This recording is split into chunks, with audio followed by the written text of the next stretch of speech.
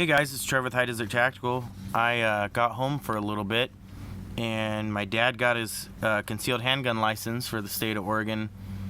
So they sent him his little card and a little pamphlet on, concealed handgun permit information.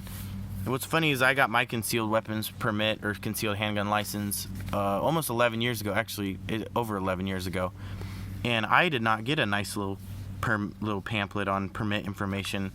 I got my card in just a regular envelope, and then a piece of paper in it stated when I needed to renew, like in 5 years or whatever. So I thought I would share this with you guys. I just wanted to talk about a few of the things on it that I thought was very interesting. But I did copy it and post it to my Facebook, Twitter, and Tumblr, and those links are down below, so you can read it for yourself. I just wanted to talk about just a few things that I thought was really interesting. It's kind of neat that I finally got something that was written by the Deschutes County Sheriff's Office. And right now our sheriff is Larry Blanton. And actually, Larry's actually a pretty cool guy. I've talked to him before. So one thing about the Oregon concealed handgun license I thought was really interesting is Oregon has a very strict reciprocity policy. And it says, your concealed handgun license is a license to carry in Oregon only, in bold letters. Oregon has no formal agreement with other states recognizing their handgun licenses. You must be licensed in Oregon to carry concealed handguns in Oregon. You must be a resident of the county that you apply for a CHL in. So basically, if I want a Deschutes County CHL, I need to be a Deschutes County resident. So you can't.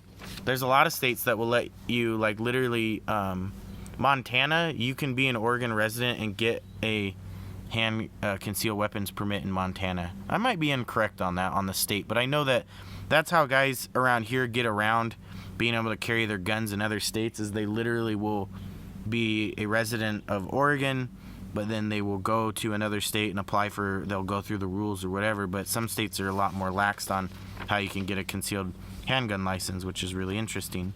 The other thing too I thought was very, very interesting right here is schools. This is something that really caught me off guard. And Sarah and I, obviously Sarah is a teacher, and so we talk about concealed carry and like whether teachers should be able to conceal carry because of all the hubbub that's going on. And Sarah's kind of on the fence about it. She doesn't really nay it, or she doesn't really say it either. But in Oregon, persons who possess a valid concealed handgun license are not prohibited from carrying their weapons on school property. So it says not prohibited. So basically, if you're a legal concealed handgun license carrier, you can conceal carry your firearm on school premises. And that's what it says right here on this little pamphlet right there. Read it. Correct me if you think that's wrong, just in case. But I thought that was really interesting because a lot of people think that all schools are gun-free zones, and they're not. Something that I thought was interesting as well is you can go into our state capitol with your CHL, and it's totally legal. But if you go to a court facility, it says you may not carry any weapon into any court's facility. In the ordinance is 166.370. Violation of this law is a Class C felony, not a misdemeanor, because a lot of things are misdemeanors in Oregon, but if you do that, it's a felony. A court facility is defined as a courthouse or any portion of any other building occupied by the courts or occupied by personnel related to the operations of those courts, or which the activities related to the operations of those courts take place. So you could literally, so where I live in my little town, we don't have a courthouse. So they used part of the school. So like if you got a traffic ticket in my town, you would go to like one of the schools and actually go into like one of the classrooms, sit down, and then like a court-appointed official would show up and give you your ticket or whatever if you wanted to go to court for it, if that makes sense. So theoretically, at that very moment, if you're in the school, which it says that you can actually carry your concealed handgun, you can, but if there's like a court-appointed thing going on in there, then you can't, because then it's a court-related building. That's kind of funny. I mean, and if you see any of this that I'm incorrect, go ahead and comment down below and let me know like what you think. So, yeah.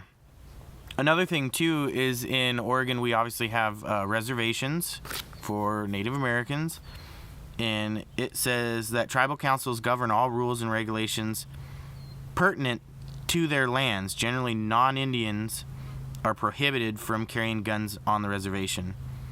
Tribal land and tribal casinos. No, I'm sorry. It's cut in half. Tribal land and tribal casinos.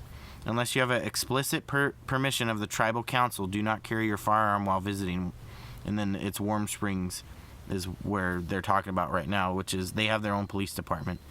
And Warm Springs Police Department has advised that the persons passing through the reservation do not need written permission.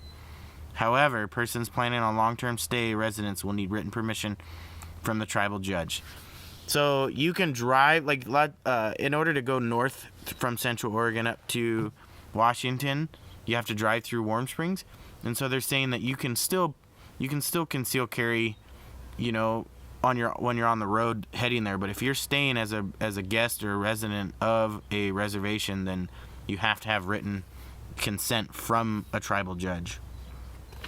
So I thought I would share that with you guys, and I'm gonna take off. I gotta go to work, I guess. So I gotta figure out a ride. I think I'm gonna borrow the old truck. So, all right, guys. Trevor with High Desert Tactical. I will talk to you later.